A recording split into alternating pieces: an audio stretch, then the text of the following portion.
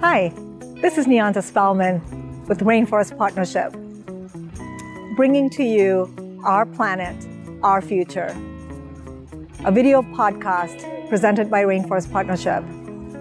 Find us at www.rainforestpartnership.org and on social media. Join us as we bring interesting and compelling guests to talk about the environment, climate change, and rainforests. Niyanta Spelman with Rainforest Partnership here at COP23 in Bonn, Germany, and with David of the Tropical Rainforest Conservation and Research Center based in Malaysia, and with Ali Subramaniam, also of Malaysia. And they're going to tell us their story, which is so compelling, I thought. And as David was starting to tell me that, about 3 minutes in, I said, wait, we've got to do a video podcast because so funny, it was far too interesting. Okay, I don't mind sharing. Yes, please. This is what I need to do. So basically, the Tropical Rainforest Conservation and Research Center started off live about 3 years ago, maybe a little more than that, but in pure conservation. And so with pure conservation about endangered species that are basically disappearing. So we found out that pure conservation by itself is tough. Going out every year, hat in hand, begging for money. So I said, well, how can we make this? When did you start it? About 3 years ago, a little over 3 years ago. And so begging for money was tough. So we said, well, this thing's got to be sustainable. You got to look after itself. And so we started looking at what is really the situation. And basically it's, at ground zero, what's happening. And we found out that, a large chunk of our country, Malaysia, has been degraded with logging. And, it was a means of income because the country didn't have a source of income. And some of it was, used in palm oil plantations. And so what's left behind is degraded rainforest. And it's kind of underutilized only because it costs a lot of money and it takes a long, long time to get timber to a point where it becomes commercial. We're talking 60, 70 years, 30 years at the minimum. No businessman, no politician is going to wait 30 years and put money in there and wait. So the trick to unlock this sleeping giant is fast-growing native species. So we got scientists on board and on our board working with us, and so they went out there, and the charge being go find this fast-growing native species. And so this is for the degraded lands to enrich it quickly to have economic value. So it takes too long to grow it in terms of the old growth and the slow growth. So they found it. So they found 30 to 40 species that can actually native, okay, not invasive, non-native. So they found 30 to 40 of these, and so we started planting them out. Yeah, it works. And so all of a sudden we've unlocked the sleeping giant, and we got an economy. Okay. And so who benefits? Who do you partner with? So basically, planet Earth benefits for a start because we get sequestration. So let's take a cycle of 5 years, and we plant 20% in year 1, year 2, year 3, year 4, year 5, year 6. We come back and we can then harvest the first 20%. But while that's being harvested, 80% is out there sequestering. So that 20% then used for economic purposes. For example, we've got technology today in the world that can convert woody biomass into power, wood chips or pellets. And then we could also convert woody biomass into biodiesel, biojet fuel, biodegradable plastics. So these are streams, value streams that you can get from woody biomass. And so here we go, we got a value stream and we got a value proposition that's really quite compelling. And so where are you going to be working? Are you going to work with communities? Are you going to work with... Okay, so let me, Ali is helping us. So Tropical Rainforest Conservation, we conservationists, we kind of, with passion. But, we need help from people who know how to navigate the government corridors, because we got to work with the government, we got to work with communities. So Ali is with Mandu. Let her explain. And what our role in all of this is essentially to help with all of the stakeholders and help connect all of the dots. So we always go back to the land. Whose land is it, right? And we work with whoever is either owns the land or manages the land or is on the land. So if there are local communities there, we'll work with them to find out what sort of economic models work for them. I mean, if they're actively managing the forest, then we should go in and plant species that will help them with agroforestry. I mean, if you've got larger forest management units who are collectively managing a large area of land, then we should work with them to make sure that their practices are far more sustainable than they currently are now. I think one of the things that we need to be very open about is that there are people who exist on that land doing things, whether sustainably or unsustainably. You can't denigrate people for the things that have worked in the past, because that's what got them there. How do you encourage them to then act a bit more and add value to the process? And that's what this is all about. So we add value to the carbon, because there's already carbon being sequestered.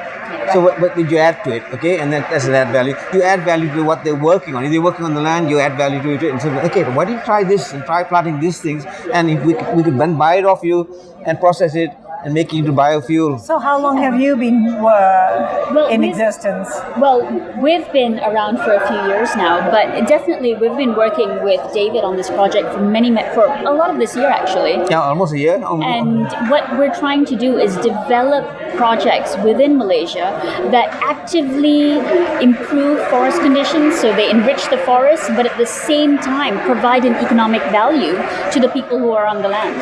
And I think that's very important, because if you can show that it makes business sense and it's economic sense and the environmental benefits are almost a by the way, who wouldn't do that? So, but the key here is, okay, we're starting in Malaysia. Yeah. It is replicable. So we can replicate this throughout the whole subtropical belt, Indonesia, Thailand, and then go off to equatorial Africa, and even the Amazon. So if we can do that around the subtropical, we basically have an answer to global warming. Well, let me ask you this, because the panel we were in was about restoration. It was very hard because too many people were there. Yeah. I've seen a lot of focus on restoration at this COP. Mm-hmm. My worry is, are we going to forget, because we have a lot of degraded land that needs something to happen. Yeah. But are we going to talk about restoration at the expense of primary forest and secondary forest? No way. We're very clear about that. Basically, we're not going to touch the pristine forests of our country. We're going to help enrich it, but not touch it, okay? But we're going to then add to what we call as close as pristine as possible in the work we're doing. So about 20% of the lands that we're looking at will be for conservation. Okay. Never ever touched. Okay, that's apart from the pristine stuff that's already there. So these lands kept for conservation would be, for example, animal corridors. Okay. Yeah. For example, community land. We'll improve it, but we'll never ever touch it for economic purposes. Yeah. I think you need to have a balance between the economic benefits of reforesting that land as well as conservation benefits for reforesting that land. And I think it's very vital that you have a good balance of those two things. So how have you had buy-in from the people you're trying to work with? Okay, so it's very important. Okay, stakeholders. So stakeholders clearly has to be the government, and this is her expertise. So maybe you can explain how we've got this buy-in. I guess for in Malaysia, land is very much a state matter.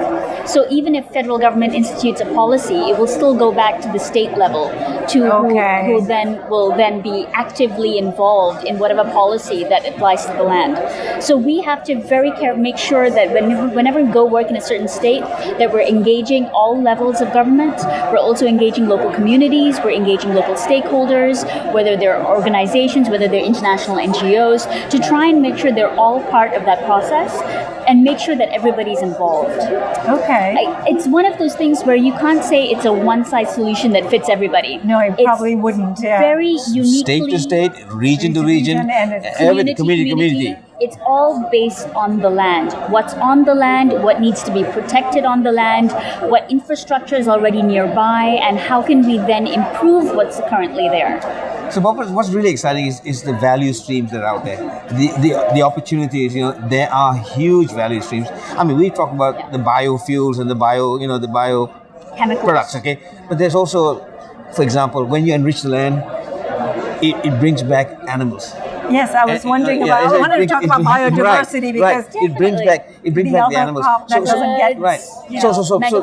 So when you bring back the animals, the herd size will get larger. The prey animals come back, and then it leads to premium ecotourism, premium, because people pay a lot more money just to be able to even hear an elephant. Okay, so you get that. Okay, and so it's little things that are byproducts. There's some money in this and there's some money in that, but it's amazing. What happens in terms of multiplier effect. So how is this what you're going to do? How is it going to tie into Malaysia's NDC?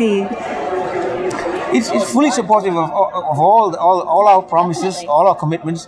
It's fully supportive, and it actually goes beyond our NDCs. Yes, Definitely. It goes beyond it. Yes. I mean, our goal, at least in terms of carbon, by raising the overall standing biomass, you are sequestering more carbon. Right. I mean, definitely in the 20%. First, the minimum of the land that we're looking at least 20% will be for pure conservation. So in that sense alone, you're increasing a fair amount of carbon. And whereas the remaining 80%, there will be an overall, increase in standing biomass at any point in time. Let me ask you this. So one of the things that gets discussed is restoration, not just restoration for agroforestry or even what you're talking about, but restoration back to sort of trying to get it back to Pristine sort of what it was. primary. Of course, it's going to take more than a few decades. Right. Yes. But is that something that you would want to do? Oh yeah, it's very Definitely. much part of Definitely. it. So let's talk about this fast-growing species. If you understand forest, by the way, I'm not an expert. My son's not here, but he's downstairs somewhere. But he talks about fast-growing species that invest in cellulose for growth. Okay, and it grows in where let's say an old tree falls over and creates a space, and so the fast-growing species go for the sun and create a canopy. So under this canopy then would be this slow growth, stuff. So it's all connected in terms of to create as close as possible the original pristine rainforest. So this is very natural in that sense. Will you be working in buffer zones? Oh yes, Yes, we would have buffer zones. We would have, for example, the riparian zones. You name it. We into it. Yes. We kind of thought about this kind of holistically.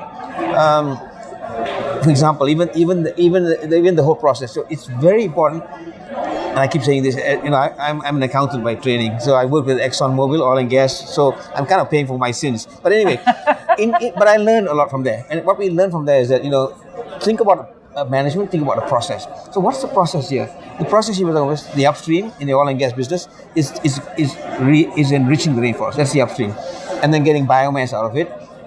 And then the midstream is the technology to convert this biomass into an end product. And what do you do with end product? The downstream is what do you do it? Sell it. Okay.